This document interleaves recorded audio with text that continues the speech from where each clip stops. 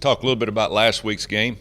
Awfully disappointed in the second half. We didn't play a great first half, but we played much better than we had in a couple of games that we played. This couple of our losses. We had a couple of good drives.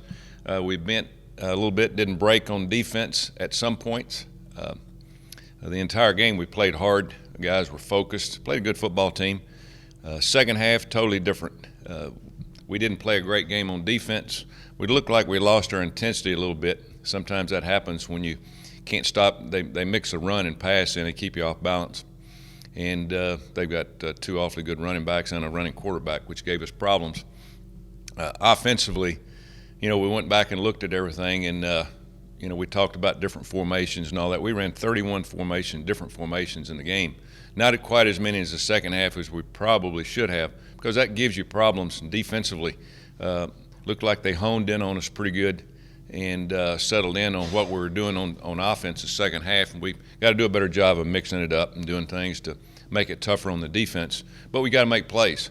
Our players will tell you that we got to make plays. There were some plays there that we didn't take advantage of, and you got to do that. But you got to do it with the run and the pass. I didn't think we stuck with our blocks long enough the second half like we did the first half for our running backs. We didn't do near as much in play action game as we did the first half. And Gunner obviously played better the first half than he did the second half. So there's a lot of variables there that you can look at. Bottom line is we just got to get better and play for 4 quarters, because you can't beat a team in one half. We're not good enough to score that many points. So we've got to get better, and we got to work on it today and getting ready for our next game. Military Appreciation Week. We're proud of our veterans and our military personnel across the country, and we're going to recognize them this week at our football game.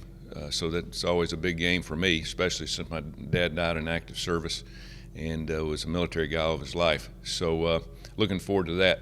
Playing a very good football team coming in. It's had, 16, 17 days off. They'll be well rested. And we played BYU last year, and we know what we're getting. It's going to be a very physical game. They got their quarterback back. He got hurt before we played him last year. He's back for the 6th year. He's 26 years old. He's a big, tough kid. Not a kid. He's a grown man that can really play. He'll be the best quarterback that we see all year. He is very physical, and you can tell he loves playing because he sat on the bench last 2 years with a torn knee. And I think he's had 2 or 3 knee surgeries. So for defense, he'll be the number one guy that we'll face. They've got the best running back that they've had in a long time. He was out last year when we played him. He's a 5th-year senior and got a lot of yards and very physical, runs inside and outside. And you can tell they've played very good competition all year long. And you can tell he pretty much needed a little bit of a break after the last game because they've been riding him pretty hard. But as I said, they've had 2 weeks off to get him ready to go. So we'll have to prepare for the running game, and also they do a lot in the passing game. Ty Dittmer is their offensive coordinator, who was in high school last year. He's Heisman Trophy winner back in the early 1990, somewhere like that. And he is one of their own, and it's kind of they've gone back to the Lavelle Edwards type of offense, a little bit different than it was last year, but they play a lot of receivers, big, tall receivers that play very physical. They can throw it deep down the field. Their quarterback does an excellent job of reading coverages. And so defensively, we got our hands full. Offensively, last year, I think we led the game for going into the last 9 minutes of the fourth quarter, but we had a tough time blocking them. It was one of those where quarterback had to get out of the pocket and throw some. Hayden was our starting quarterback last year. At that time, Gunner had been hurt, and so it was kind of one of those nip and tuck games. Tough place to play in BYU. Their fans were there. They were ready. I could tell in the fourth quarter, most teams that play out there in the fourth quarter, if it's a close game, it's hard to beat them out there because of the altitude. Our guys were sucking the bottom out of the oxygen bottle at the end of the game. But I was proud of our guys. They laid it on the line. We just weren't good enough at that time to win the game. Now, their defense is very similar. They've got some big guys in the middle. They're very physical. They're not going to allow you to run the ball.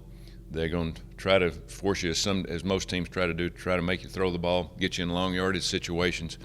And so offensively, we have got to do a good job of trying to run the ball, run play action, do things that we need to do to mix it up. I mean, we got to play well on first down.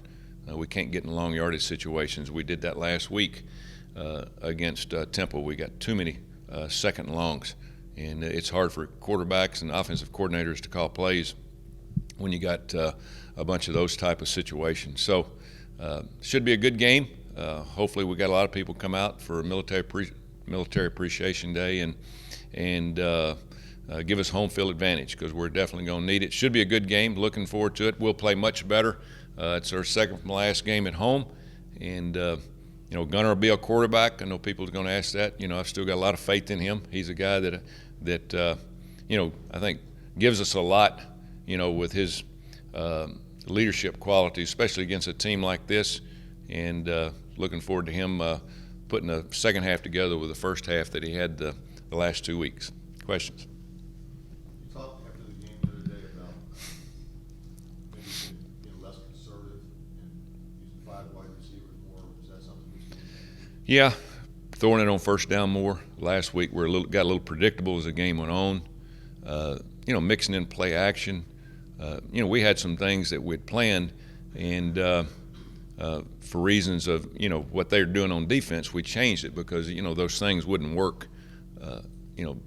They didn't change a lot. They played a little bit more man coverage the second half, forced us to throw more accurate passes, especially when we got in second and third and long. And so we'll continue to we game plan the defense on offense. Whatever they do on defense, you try to match your personnel. I think that's got to be we got to do a better job as a coaching staff of matching our personnel versus their personnel. I mean, you do a lot of that. You get your people in the right spots. You tell where they move people around and try to get your best matchups.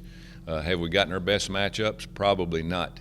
But on the coaching part of it, we got to do a better job of trying to get those better matchups so we can have a better chance to win, routes, man coverage, busting zone coverage, and give your quarterback a chance to give it. Our offensive line was pretty good in pass rush last week. Now, we did collapse a little bit, but those guys on their ends were very good pass rushers. I thought Gunnar held his own in the pocket. The problem was, when it closed down, he wasn't quite as accurate as he was probably in the first part of the game of throwing the ball down the field. So we need a little bit more of that. We need better pass protection more consistently. We only gave up 1 sack during the whole game, and they did bring 5 and 6 quite a bit. So our offensive line did their job, but we got to do a better job on the flip side of offensive line running the ball.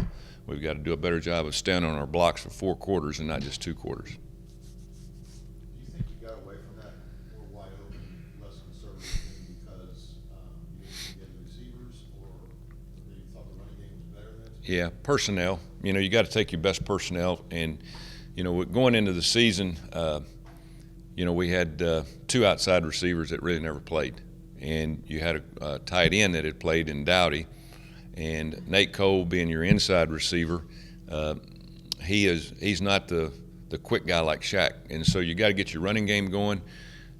Your best chance of running the football is having a tight end in the game, whether he's on the line or off the line. We call it 11 personnel.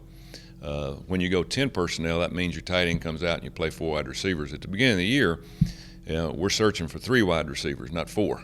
I mean, and when you go 10 personnel, you can only do 2 or 3 snaps, and then you got to change receivers because of the speed of the game and try to keep guys fresh. Last year we had no problem with that. This year it's been a little bit of a problem because we've had to play some younger guys. Jerron Rollins, Gaddis, guys that had never played. Now they've played some, and we've got a better chance of having not as a solid group of first and second teamers we had last year, but more that have a little bit more experience because we played 8 games. So we've got to play 10 personnel more. We've got to spread it out more. But again, your running game is not as strong without a tight end. Now last year we were about 35%, what we call 11 personnel with a tight end a game. This year we're probably 65-70%. It'll go up and down just depending on what the teams do on defense. But you do have to run some tight end in the game. Like the team this week plays, they play almost 80% with a tight end in the game. But they'll play them out at a wide receiver spot, move them around, short passing game, those kind of things. You've won, UC has won 30 straight non-league home games. Dates back to like 2002, 2003. I don't know if you even knew that. Is that something that We mean 30 straight games at Nippert? that hadn't been conference games, what you said. Non-conference, yeah. 14 years ago. Yeah. Is that, No, it really, I mean, it probably means something for records and all that, but you asked any player in here or coach probably wouldn't know that. We just look at the next team as an opportunity to get better, and knowing that, who you're playing, who we played last year we played Miami at home. We probably had a 27 home game winning streak, with non-conference, and we rallied and happened to win that game. So you don't add any more pressure on players as you have to. You look at a team coming in. Our guys know this team. The team that was our players that played last year, they know what type of game that they're getting into. A very physical game, a team that got a lot of depth. They a little bit different than we see in our conference in terms of offense. So, it was fun going out there last year. It wasn't fun losing, but I thought our guys had a great trip. It's a pretty scenic place for our guys to play the game. Now they have to come here, and hopefully we have the same type of crowd. Their crowd was a huge advantage for them last year. Huge advantage. We had a tough time with the snap count, and with a new quarterback in the game, it was a huge advantage for them. is that more wide receiver, more open offense, more suited to Gunner? More what? More suited to Gunner? Is that play? No. Well, I say it more suited for Hayden than Gunner. I think probably both of them, there's not a lot of difference. Probably not for Ross. He's probably more of what we're doing now, Ross is, because you can run the ball with your quarterback with a tight end in the game more effectively, and he's a little bit more of a runner. But, last year we were a pretty good team with a tight end in the game. There was games that we went in and we played pretty much all what we call 11 personnel, tight end and one back, and ran the ball and threw play action. There were some games that we said, we're going to spread them out just because of the personnel that we thought we could take advantage of. And that's what you do on offense. Again, you try to match your personnel to theirs and try to get mismatches and try to take advantage of what you think their weaknesses might be, whether it's 10 personnel, 11, 22, what we saw last week. Temple ran 2 tight ends and 2 backs. I mean, that was different than anything we'd seen. You have to win 2 more games to become bowl eligible. Is that something you guys talk about at all at this point? About 2 weeks ago, I think our seniors brought it up a little bit, to the team and their team meeting with the players. Not really. I mean, you start putting more pressure on guys. Everybody knows what's at stake. Everybody knows that, that they want to be in a bowl game. I think we played 6 or 7 years in a row, bowl streak. So, but you start talking about all that, and you start adding things that really doesn't make any difference in the game. And so, but I'm sure, while we're not playing and reading papers or internet or whatever, everybody reads, hey, what you got to do and what, it is what it is. We got 4 games left. We got to play better than what we played, because all the teams that we're playing coming up are going to be pretty tough. So we'll try not to add any more pressure. We'll just try to go play and try to get a 4-quarter game like we played at East Carolina. We got to play 4 quarters. We can't shut it down. As a football team, when you're playing somebody else, you try to take the enthusiasm out of the other team. That's the reason home field advantage is a lot easier to keep your enthusiasm than it is when you're on the road. And so you try to take that enthusiasm away from the other team. That's your job as a football team to get the momentum, enthusiasm. So that's what you try to do, and that's what we'll try to do in this game. Any game that we'll play at the end, we've got to play with more enthusiasm, and we've been doing that. But we've got to play better while we're doing that.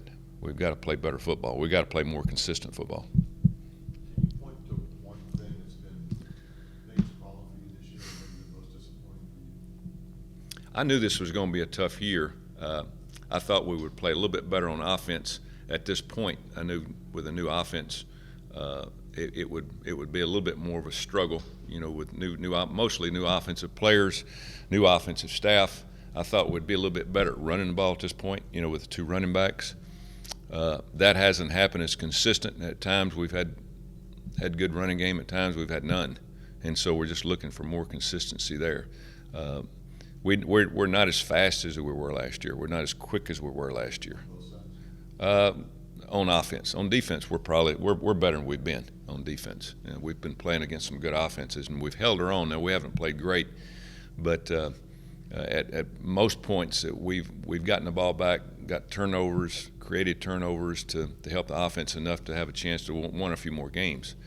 But I take full responsibility for it. Since I've been here, I've had to make some tough decisions on guys that were on the team when I got here, and some that I've recruited that are not with us no longer.